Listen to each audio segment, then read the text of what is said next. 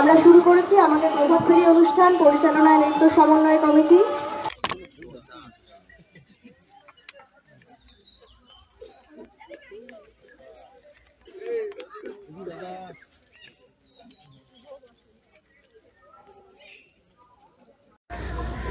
এটা বাঙালির পরম্পরা, বাংলায় যারা বসবাস করে তাদের পরম্পরা।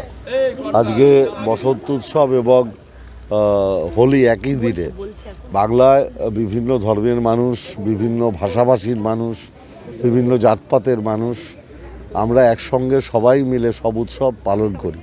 বাংলার মাননীয় মুখ্যমন্ত্রী মমতা বন্দ্যোপাধ্যায় এই জন্যই বলেন ধর্ম যার যার নিজের, উৎসব সবার। এই বসন্ত উৎসবে আমরা বড়দের পায়ে আবির দিয়ে তাদের আশীর্বাদ নিই, আর ছোটদের আবির মাথায় দিয়ে তাদের আশীর্বাদ করি, আর বন্ধুদের গলায় জড়িয়ে ধরি। এটাই বাংলায় যারা বসবাস করে তাদের পরম্পরা।